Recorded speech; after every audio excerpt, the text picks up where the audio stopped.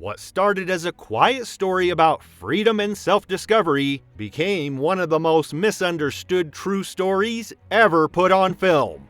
This is the weird facts hidden for decades from the 2007 movie Into the Wild.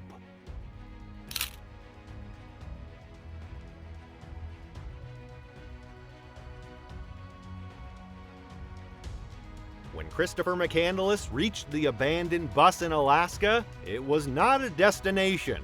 It was not a goal. It was not something he had planned his journey around.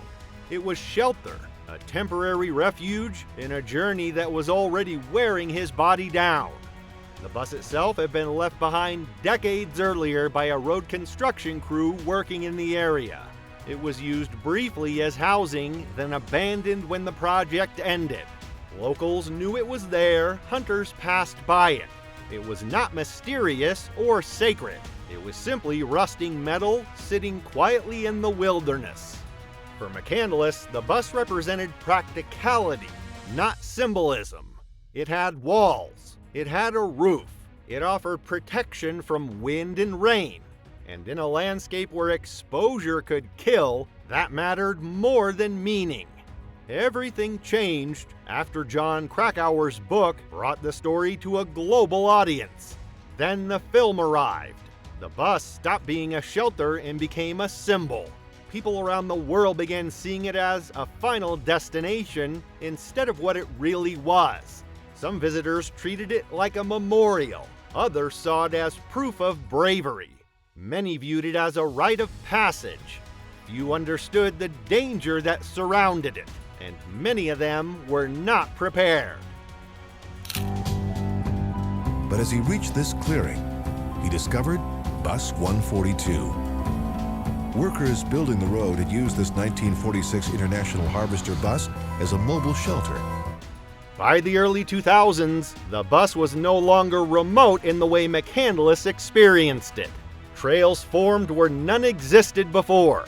Social media posts made the location seem accessible, but the land didn't change. The rivers near the bus were still unpredictable. Seasonal snowmelt turned shallow crossings into deadly barriers.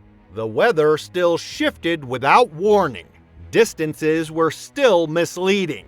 What looked close on a map could take days on foot. Over time, hikers began getting stranded. Rescue teams were called repeatedly. Some people had to be airlifted out. Others never made it back. The bus had transformed from a quiet shelter into a dangerous magnet. Eventually, Alaska officials made a decision they had resisted for years. In 2020, the bus was removed by helicopter. It was lifted out of the wilderness to prevent more deaths. The object that symbolized freedom and escape had become a real-world hazard. Removing it was not an attempt to erase the story. It was an attempt to stop it from repeating.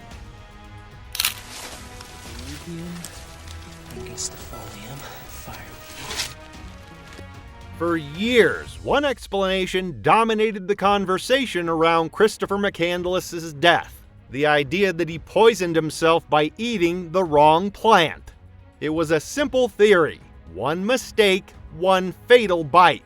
That explanation spread quickly because it made the story easier to understand. It framed his death as a single moment of error rather than a slow, painful process. More recent research suggests something very different. Experts now believe McCandless likely died from starvation combined with misidentification of edible plants. Not sudden poisoning. Not an instant collapse. A gradual failure of the body. His calorie intake had dropped too low. His energy reserves were gone. His ability to think clearly was compromised. When the body is starving, judgment weakens and small mistakes become dangerous. The truth is less dramatic but far more disturbing. There was no single turning point. There was no obvious moment when everything went wrong. There was only hunger and exhaustion.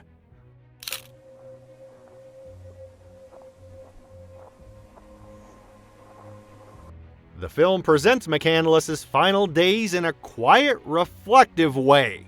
His decline feels calm, almost serene. There is suffering, but it's restrained. Reality was not.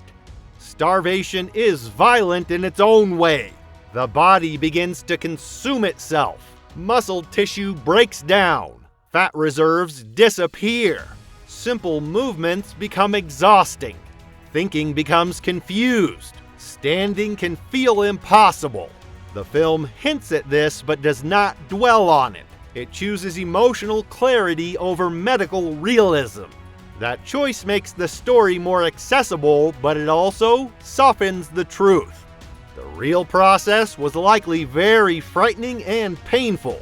The film focuses on meaning. The body was focused on survival. That gap is part of why the ending is often misunderstood. Thank you. Maybe that's not what he means. Maybe he just wants his old car and it's not such a big deal. The film shows McCandless rejecting wealth, status, and material comfort. He burns money. He abandons his car. He walks away from a life others would envy. But his motivations went deeper than ideology. His family life was complicated. There were long-standing conflicts with emotional wounds that didn't heal with distance. Tension that followed him long before he ever reached Alaska. McCandless was not only chasing freedom, he was escaping something unresolved.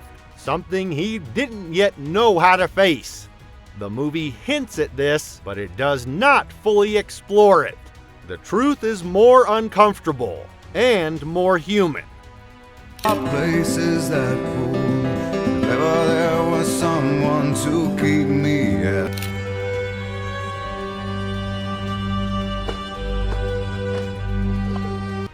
Into the Wild presents Christopher McCandless's parents as flawed but loving. They're shown as emotionally distant at times, confused by their son's choices, and deeply wounded by his disappearance. The film frames their mistakes as human, not malicious. The reality was more complicated. In John Krakauer's research, Chris's home life is shown to be deeply unstable. There were long-standing secrets within the family that Chris discovered as a teenager. His parents had built their marriage on unresolved betrayals and dishonesty, and those fractures shaped the household atmosphere for years. Chris did not simply reject materialism. He rejected what he saw as hypocrisy. His anger was not sudden. It built slowly as he realized that the values preached at home did not match the behavior he witnessed behind closed doors. Sean Penn chose to soften this aspect in the film. He believed focusing too heavily on family trauma would turn the story into blame rather than exploration. Instead, the movie hints at tension through uncomfortable silences and emotional distance. Without fully understanding the emotional weight Chris carried from home, some viewers interpret his choices as purely reckless or idealistic.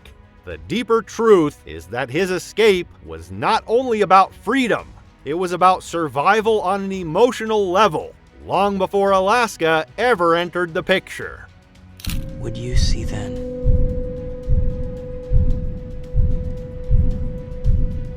Actor Emile Hirsch did not rely on makeup or digital effects to portray McCandless's decline. He lost roughly 40 pounds for the role. Scenes were filmed out of order so the weight loss would appear gradual.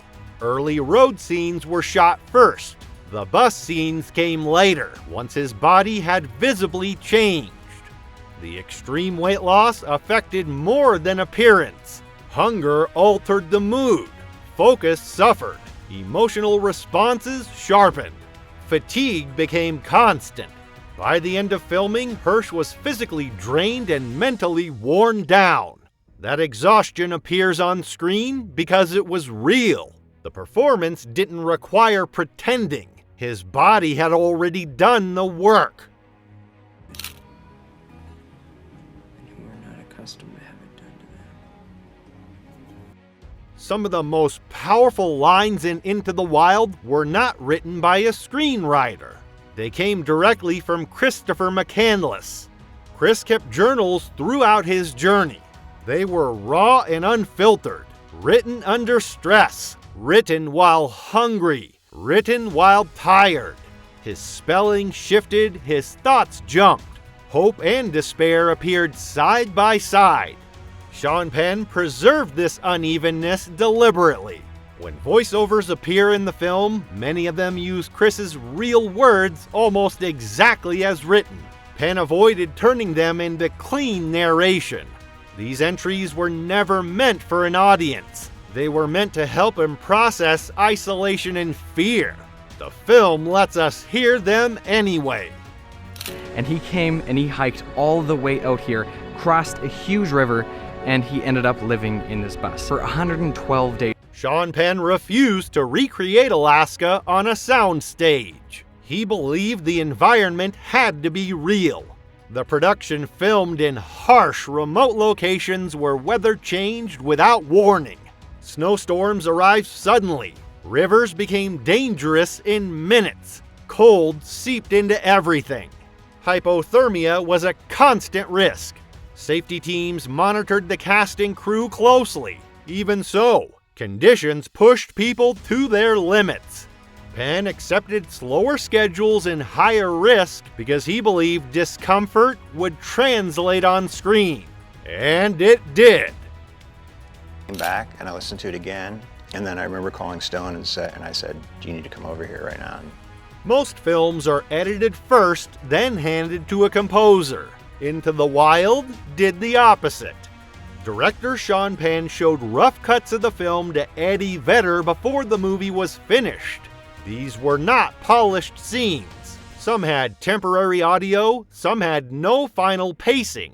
Penn wanted an emotional reaction, not a technical one. Vedder didn't treat the project like a standard film score. He didn't sit down to write background music. He responded as a viewer first. He watched the footage alone. Then he wrote songs based on how the images made him feel. Those songs weren't designed to sit quietly underneath dialogue. They carried emotion, loneliness, momentum, restlessness, reflection. When Penn heard the music, he didn't just place it into existing scenes. He went back into the edit. He stretched shots. He slowed transitions. He removed dialogue. He reshaped entire sequences so the rhythm of the visuals matched the rhythm of the songs. That's why the soundtrack feels inseparable from the film. The music doesn't explain what Chris is feeling. It moves the story forward when words disappear. In many scenes, the music becomes Chris's inner voice, especially when he is alone, especially when there is no one left to talk to. Without Eddie Vedder's soundtrack, Into the Wild would still exist, but it wouldn't feel the same. The music didn't decorate the movie, it became its emotional spine. Rejects society and materialism, and he cuts ties with his life and his money and his identification. From the moment Into the Wild was released, it divided audiences. John Krakauer's book approaches Christopher McCandless analytically. It examines psychology, family history, patterns of behavior, and risk-taking. It asks uncomfortable questions. Why did he isolate himself so completely? What patterns from his past shaped those decisions? The film chooses a different path. Sean Penn focuses on experience rather than explanation. He shows what the journey felt like instead of breaking down why it happened. Long stretches of silence replace analysis. Landscapes replace arguments. Emotion replaces context. This difference created tension that never resolved. Some viewers believe the film romanticizes recklessness, that it turns poor preparation into poetic destiny. Others argue that it clearly shows the consequences without lecturing the audience. Both readings persist because both are supported by the material. The book explains. The film immerses. Neither version cancels the other. They simply emphasize different truths. And that's why the debate never ends. The story refuses to settle into one meaning.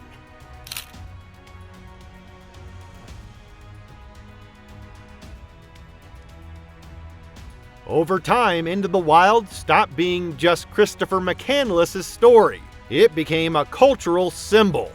For some people, it represents courage, the willingness to reject a life that feels hollow. For others, it represents arrogance, a refusal to respect the power of nature. Many see parts of themselves in Chris, even when they disagree with his choices. The film sparked arguments about privilege and responsibility, about whether freedom means isolation or connection, about whether rejecting society is brave or naive. After the film's release, Alaska saw an increase in inexperienced adventurers entering remote areas. Many were inspired by the movie without understanding the risks. This forced serious conversations about how wilderness is portrayed and consumed. Into the Wild didn't just tell a story, it changed behavior. It forced people to question where admiration ends and danger begins. Few films have that kind of afterlife.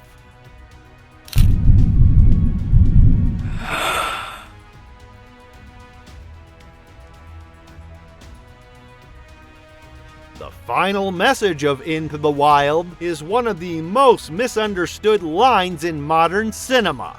The line, "Happiness is only real when shared," is often treated as regret, as if Christopher McCandless rejected everything he believed in that last moment. That reading is too simple. The line is not an apology for seeking solitude. It's not a condemnation of freedom. It's a realization about balance. Chris didn't suddenly believe society was right and he was wrong. He understood that isolation can teach you who you are, but it cannot sustain you forever. Solitude clarifies. Connection completes. The film does not present this realization as failure. It presents it as growth. There's no dramatic confession, no moral lesson delivered to the audience. Just a line written by a young man who finally understood something he couldn't have learned any other way. The ending doesn't judge him. It doesn't glorify him. It lets the realization exist without explanation. And that restraint is exactly why it stays with people.